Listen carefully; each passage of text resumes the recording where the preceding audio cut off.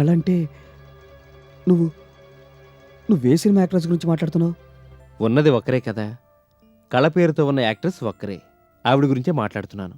ఏ ఏంటి అలా ఉన్నావు? ఏంటి ఆలోచిస్తున్నావు? ఏం లేదు, అది కాదు. కాదు, నువ్వు దేని గురించి ఆలోచిస్తున్నావు? ఏమైంది? ఎందుకలా సడన్గా మూడ్ మారిపోయింది?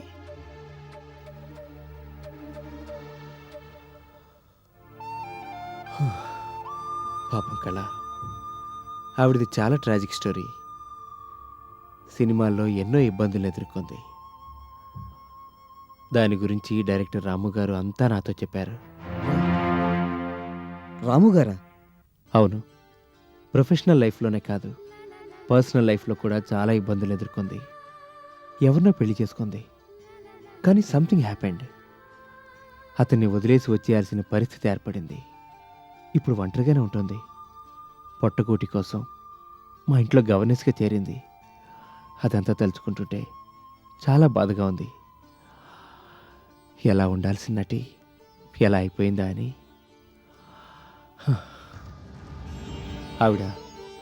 ఆవిడకి అసలు ముందు ఈ పెళ్లి చేసుకోవడం ఇష్టం లేదు. చాలా నచ్చి చెప్పాల్సి వచ్చింది. పెళ్లి చేసుకోకుండా ఎప్పుడూ అలాగే ఒంటరిగా విచారంగా ఉండిపోవాలనుకుందో ఏమో. నేను చెప్పాను, you have got a right to change your life, change for the better అని. కన్విన్స్ చేయడానికి చాలా అవస్థపడ్డాను. మొత్తానికి ఇప్పుడు ఈ పెళ్లి జరుగుతుంది. ఆవిడ జీవితాన్ని మళ్ళీ ఓ దారిలో పెడుతున్నానన్న తృప్తి నాకు మిగిలింది. ఈ విషయం సతీష్కి తెలుసా? భలేవాడివే, తెలియడమేంటి? తనే దగ్గరుండి మా పెళ్లి జరిపిస్తున్నాడు. ఏంటి, తనే దగ్గరుండి ఈ పెళ్లి జరిపిస్తున్నాడా? అవును. ఏ ఇందులో అంత ఆశ్చర్యపడాల్సిందే ఉంది? నాకు మాత్రం ముందు వెనక ఇంకెవరున్నారు? సతీష్ నా బెస్ట్ ఫ్రెండ్ కాబట్టి ఈ భారం అంతా తన మీదేసుకున్నాడు. భారం కాదు, ఘోరం. ఏంటి? ఏం లేదు, ఏం లేదు. అసలు ఇంతకీ పెళ్లి కూతురు కళ్యాణని సతీష్కి తెలుసా? ఎందుకు తెలీదు? అసలు తెలియడమేంటి? పేపర్ కటింగ్ కూడా చూపించాను. ఎందుకలా అడుగుతున్నావు? అంటే కళ ఫోటో చూసి కూడా సతీష్ ఈ పెళ్లికి ఒప్పుకున్నాడా? అవును. ఎందుకలా అడుగుతున్నావు? సతీష్కి అంతా తెలిసే ఈ పెళ్లికి ఒప్పుకున్నాడా? తనే దగ్గరుండి పెళ్లి జరిపిస్తానన్నాడా? అవును. అయితే సతీష్ మనిషి కాదు, దేవుడు. ఏంటి నువ్వు మాట్లాడేది? ఒరే మోహన్, ఒక విషయం సూటిగా చెప్పు. ఏంటది? ఈ పెళ్లికి కళ మనస్ఫూర్తిగా అంగీకరించిందా? అంటే ఇంకా లేదు. కాకపోతే ఆ టైంకి ఒప్పించవచ్చన్న నమ్మకం నాకుంది. అందుకే తనకిష్టం లేకపోయినా కార్డ్స్ కూడా ప్రింట్ చేయించాను. ఒరే, నేను భలే కరెక్ట్ టైంకి వచ్చాను. నన్ను అందుకే ఆ దేవుడు ఇక్కడికి పంపించాడేమో. నువ్వు పెద్ద పాపం చేయకుండా నిన్ను కాపాడడానికే నేను ఇలా వచ్చానేమో. ఏంటి అసలు నువ్వు మాట్లాడేది? అసలు ఏంటి ఆ టెన్షన్? ఇందాక నుంచి నీ గొడవ ఏంటో అర్థం కావడం లేదు. నాది కాదు గొడవ, నువ్వు చేసావు పెద్ద గొడవ. సమయానికి నేను వచ్చాను కాబట్టి సరిపోయింది. ఒరే ఫూల్, నువ్వు కళ జీవితాన్ని దారిలో పెట్టడం కాదురా, నువ్వు దారి తప్పుతున్నావురా ఈడియట్. ఏంట్రా నువ్వు మాట్లాడేది? ఏంటో సరిగ్గా చెప్పు. ఇంకా నేనేంట్రా చెప్పేది? నువ్వు కళ జీవితం బాగు చేయడం కాదు, భార్యాభర్తల్ని విడదీస్తున్నావు. పెద్ద పాపానికి ఒడికట్టావు. నేను రాబట్టి సరిపోయింది. ఏంటి? భార్యాభర్తలా? అవునరా. కళ ఎవరిని పెళ్లి చేసుకుందనుకున్నావు?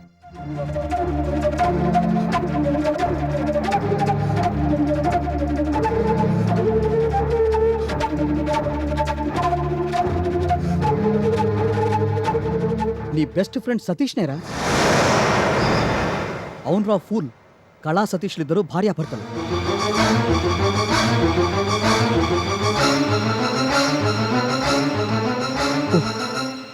వాట్? ఎస్, నువ్వు వాళ్ళిద్దరిని విడదీయబోతున్నావు. But how can it be possible? సతీష్కి నేను ఇదంతా చెప్పానే, తను నాతో ఎందుకు చెప్పలేదు? ఇంకా నీకు అర్థం కాలేదా? నీ జీవితానికి అడ్డు రావడం ఇష్టం లేక తను తప్పుకున్నాడు.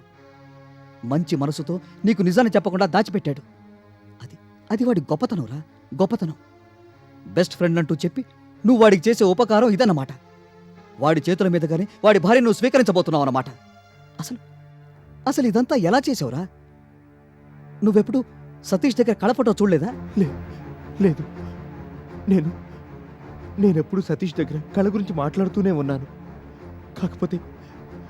కాకపోతే లక్ష్మి గారంటూ చెప్తూ వచ్చాను.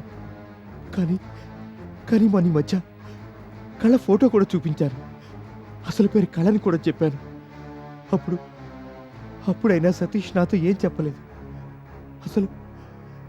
అసలు నేను ఇంటికి రావడమే తక్కువ. ఎప్పుడు ఇంట్లో కళగారి ఫోటో చూడలేదు. అందుకే నాకెప్పుడు అనుమానం రాలేదు. నువ్వు సతీష్ ఆఫీస్కి ఎప్పుడు వెళ్ళలేదా? లేదు. ఏ? వెళితే చూసుండేవాడివి. కళ ఫోటోని ఫ్రేమ్ చేసుకుని సతీష్ తన ఆఫీసులో పెట్టుకున్నాడు. సరస్సుకి కళ గురించి చెప్పడం ఇష్టం లేక చచ్చిపోయిందని చెప్పాడు. అసలు కళ ఎవరో ఏంటో సరస్సుకి తెలియకుండా ఉండటానికి, ఆమె ఫోటో కూడా అందకుండా చేయటానికి ఇంట్లో ఏ ఫోటో లేకుండా జాగ్రత్త పడుతున్నట్లున్నాడు. ఆఫీస్లో మాత్రం ఫ్రేమ్ కట్టిన ఫోటో ఉన్నట్టు నాకు గుర్తు.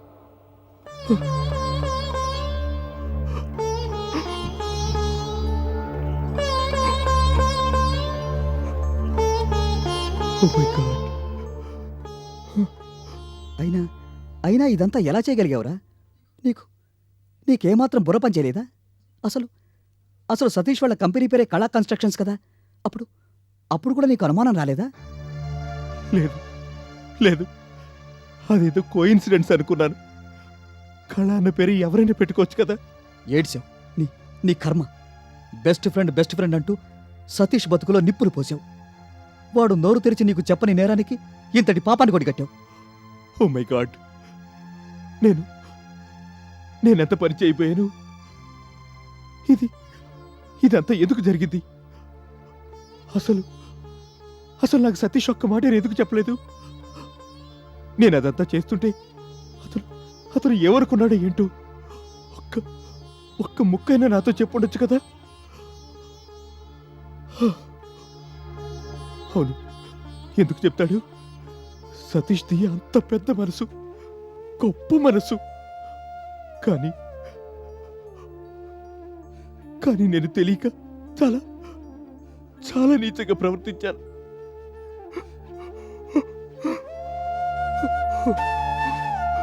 ఎంత పని చేశాను. చాలా చాలా పెద్ద తప్పే చేశాను. ఇదంతా ఎలా జరిగింది? ఎందుకు జరిగింది? ఒరే ఫూల్, ఇప్పుడు నువ్వు ఆలోచించాల్సింది జరిగిపోయిన దాని గురించి కాదు, జరగాల్సిన దాని గురించి.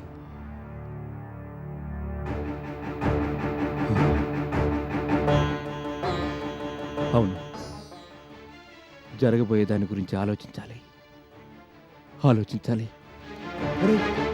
ఒరే మోహన్, ఎక్కడికి రా? ఏం చేయబోతున్నావు? ఒక్క నిమిషం నా మాట విను.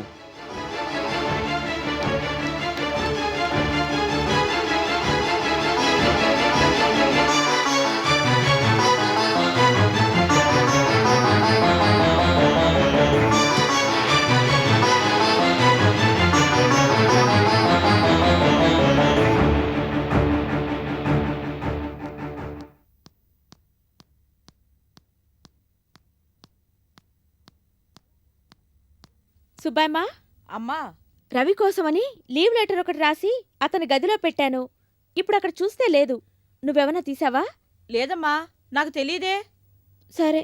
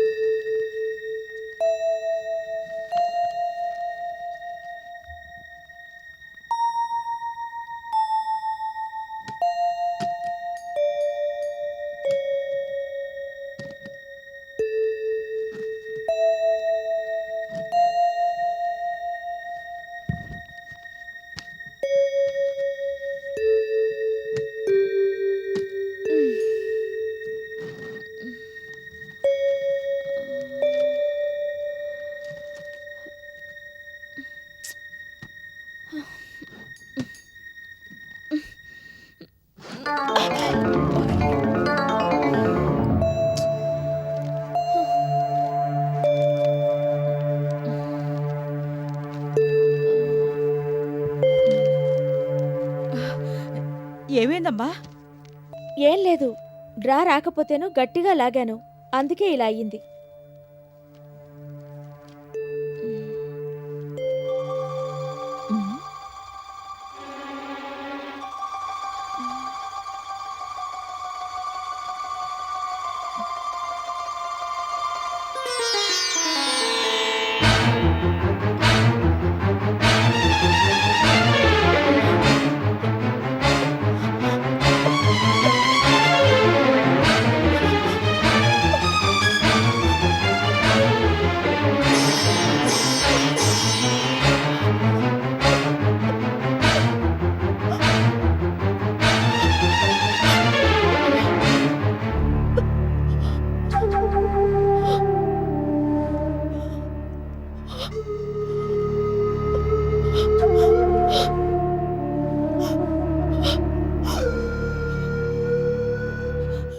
సుబ్బయ్యమ్మ! అమ్మా అమ్మా ఏంటి ఏంటిది? నీకు నీకు వీటి సంగతి తెలుసా? మాట్లాడవే సుబ్బయ్యమ్మ, నీకు వీటి గురించి తెలుసా? ఏంటి ఏంటి సుబ్బయ్యమ్మ నీ ఉద్దేశం? మీ అయ్యగారే ఇలా కార్డులు ప్రింట్ చేస్తుంటే నీకు తెలిసినా నాతో చెప్పకుండా ఉన్నావా? నేను నిన్నెంత బాగా చూసుకున్నాను. అందుకు అందుకు ప్రతిఫలం ఇదా? ఒక ఆడకూతురికి ఇలా అవమానం జరుగుతుంటే తెలిసి కూడా ఊరుకున్నావా? ఆయనకి బుద్ధి లేదు సరే, నీ బుద్ధి ఏమైంది?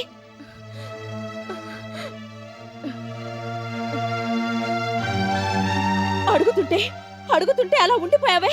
నేను చెప్పిన దానికి సమాధానం లేదా? లేక ఎందుకు చెప్పాలి అని ఊరుకుంటున్నావా?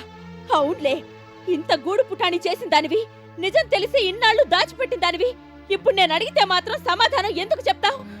అమ్మా అంత అంత మాట అనొద్దమ్మా. నేను నీకేం ద్రోహం చేశానో చెప్పు. నాకింత జరుగుతుంటే చూస్తూ ఊరుకున్నా? లేదు లేదమ్మా, నేను ఈ విషయం మీతో చెప్దాం అనుకున్నాను, కానీ కానీ అయ్యగారు మీతో ఈ విషయం చెప్పొద్దన్నారమ్మా. మీ మంచి కోసమే ఇదంతా చేస్తున్నానన్నారు. అందుకే చెప్పకుండా ఊరుకున్నాను. మీ మంచి కోసమే ఇదంతా చేశానమ్మా.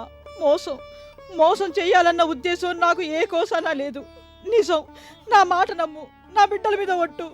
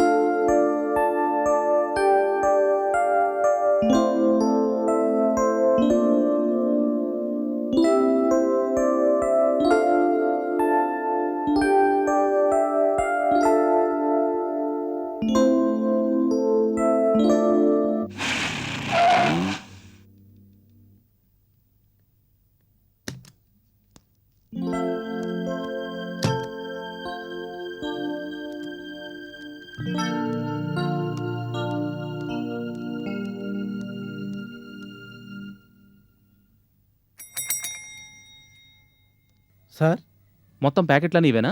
అవును సార్. వైట్ డ్రెస్ ఒకటి ఉండాలి. షాప్లోగానే ఏమైనా మర్చిపోయావా? లేదు సార్, అన్నీ ఇవే. సర్లే, అయితే దాని గురించి తర్వాత ఆలోచిద్దాం. తర్వాత ఇవన్నీ జాగ్రత్తగా కారులో పెట్టి ఇంటికి పంపించాలి. సరే సార్.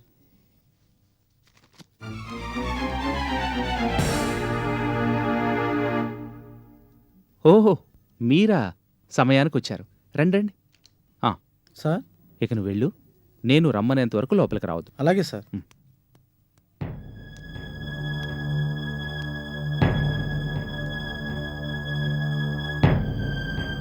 ఈ రెడ్ కలర్ చూడండి, మీకు బాగా సూట్ అవుతుంది. పెళ్లి రోజు పొద్దున ఇది వేసుకుంటే బాగుంటుంది కదా. ఒకసారి వచ్చి చూడండి.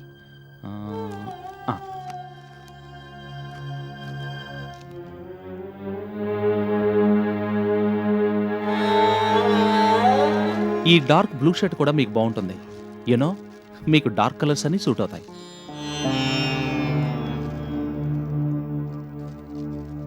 షాప్లో బ్లాక్ కలర్ షర్ట్ కనిపించింది, చాలా బాగుంది. మీలా ఫెయిర్గా ఉన్న వాళ్ళకి అది చాలా బాగుంటుంది. కానీ ఏమో, బ్లాక్ కలర్ అంటే మీరు ఇష్టపడతారో లేదో అని డౌట్ వచ్చింది. పైగా పెళ్లికి ఎందుకు లేని తీసుకోలేదు. ముహూర్తం టైంకి తెల్ల బట్టలు బాగుంటాయి. ఈ కుర్తా మీకు బాగా సూట్ అవుతుంది. ఈ బటన్స్ చూడండి ఎలా ఉన్నాయో. బాగున్నాయి కదా? నేను ఇంతసేపు మాట్లాడుతూ ఉంటే మీరు ఒక్కదానికి సమాధానం చెప్పరేమిటి? అదేమిటి అలా ఉన్నారు? చాలా డల్గా కనిపిస్తున్నారు. Anything wrong? ఏమైనా జరిగిందా? బట్టలు ఎలా ఉన్నాయి చెప్పరేమిటి? ఏమైంది?